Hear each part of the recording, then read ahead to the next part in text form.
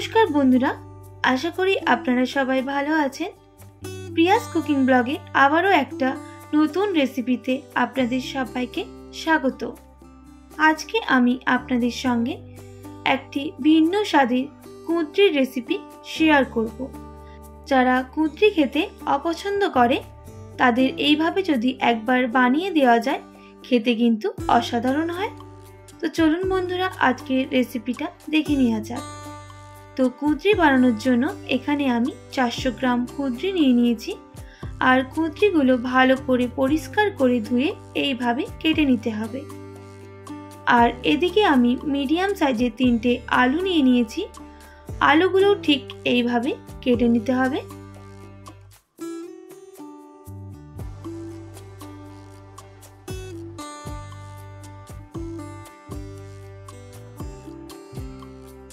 আর লাগছে দুটো মিডিয়াম সাইজের পেঁয়াজ। পেঁয়াজগুলোকেও এইভাবেই কেটে নিচ্ছি। সব উপকরণগুলো কাটা হয়ে গেছে। এবার কুঁদরি আর আলুটাকে ভেজে নিতে হবে। তার জন্য একটা কড়াই বসিয়ে দিলাম। আর কড়াইয়ে দিয়ে দেব সর্ষের তেল। তেলটা বেশ ভালো করে গরম হয়ে গেলে কুঁদরি আর আলুটা ভেজে নিতে হবে।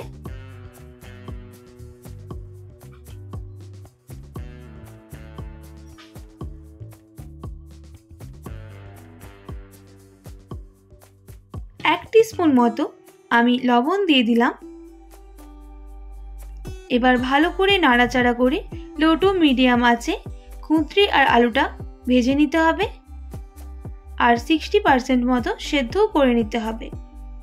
তার জন্য ঢাকনা দিয়ে ঢেকে দিলাম 2 মিনিটের মতো।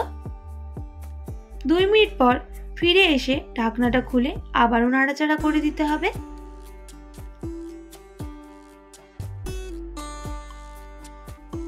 আবারও 3 থেকে 4 মিনিট সময় নিয়ে কুঁদরি আলুগুলো ভেজে নিতে হবে।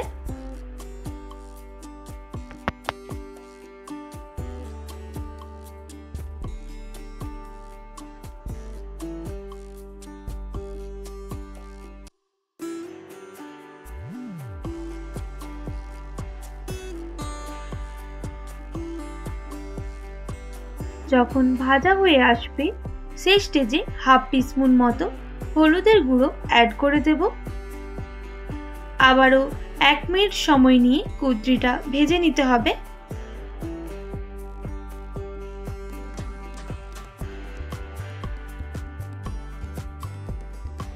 ভাজা হয়ে এসেছে। এবার এখানে কেটে রাখা পেঁয়াজ অ্যাড করে দিতে হবে। আর পেঁয়াজগুলো একটু ভেজে নিতে হবে।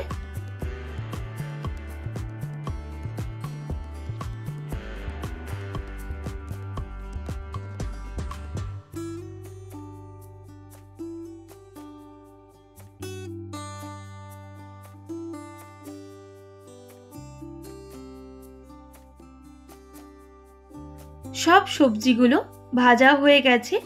এবার নামিয়ে নিতে হবে।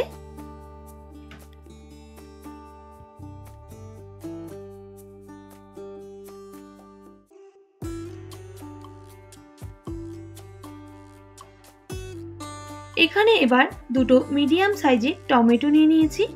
আর টমেটোগুলো ঠিক এইভাবে কেটে নিলেই হবে, যেহেতু আমি এটা পেস্ট করব তার জন্য। এখানে এবার মিক্সিং জার নিয়ে নিতে হবে। তার মধ্যে টমেটো, একটা শুকনো লঙ্কা আর দুটো কাশ্মীরি লঙ্কা পেস্ট করে নিতে হবে। এদিকে আবারও কড়াই বসিয়ে দেব। এবার দিয়ে দেব 1 টিস্পুন সর্ষের তেল। তেলটা ভালো করে গরম হয়ে গেলে দিয়ে দেব কটা জিরে, দুটো শুকনো লঙ্কা। এবার ফোড়নটা ভালো করে ভেজে নিতে হবে। এবার দিয়ে দিচ্ছি 1 টিস্পুন আদা রসুন বাটা।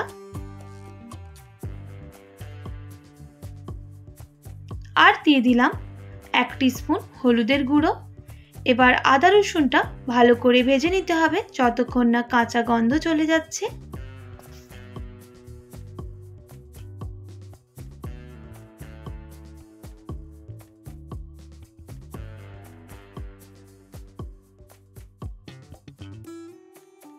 ভালো করে ভাজা হয়ে গেছে। এবার টমেটো পেস্টটা অ্যাড করে দিতে হবে আর ভালো করে কষিয়ে নিতে হবে।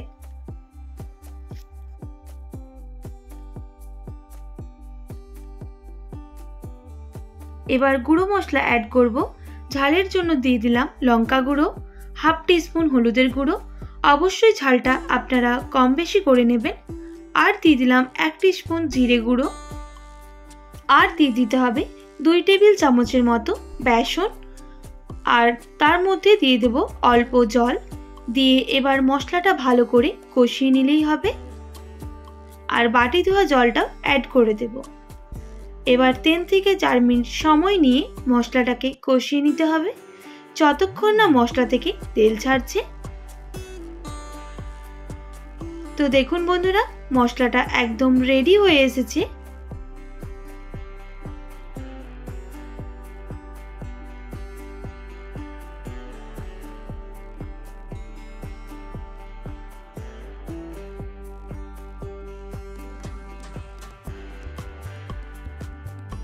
আর মশলা থেকেও তেল ছাড়া শুরু করে দিয়েছে। এই স্টেজে ভেজে রাখা সবজিগুলো অ্যাড করে দিতে হবে। এবার আবারও 3 থেকে 4 মিনিট সময় নিয়ে মশলার সাথে ভালো করে কষিয়ে নিলেই হবে। এখানে আমি কোনো জল অ্যাড করব না, তাই লো টু মিডিয়াম আঁচে সবজিগুলোকে মশলার সাথে সেদ্ধ করে নিতে হবে।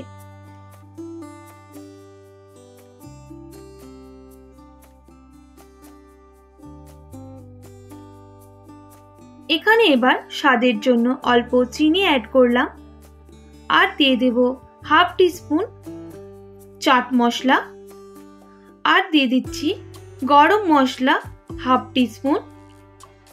এবার ভালো করে আবারও সব উপকরণগুলো মিশিয়ে নিতে হবে।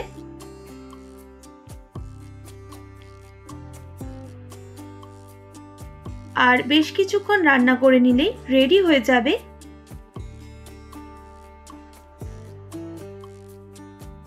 এবার গ্যাসের ফ্লেমটা অফ করে দেব। আশা করি আজকের রেসিপিটা আপনাদের ভালো লেগেছে।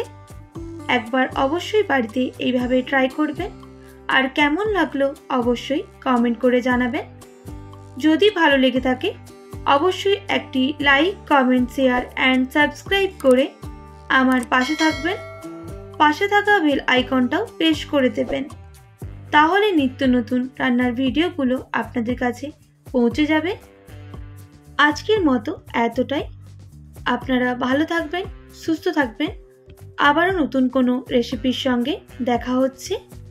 আর এতক্ষণ আমার সঙ্গে আমার ভিডিওটি দেখার জন্য অনেক অনেক ধন্যবাদ আপনাদের সবাইকে।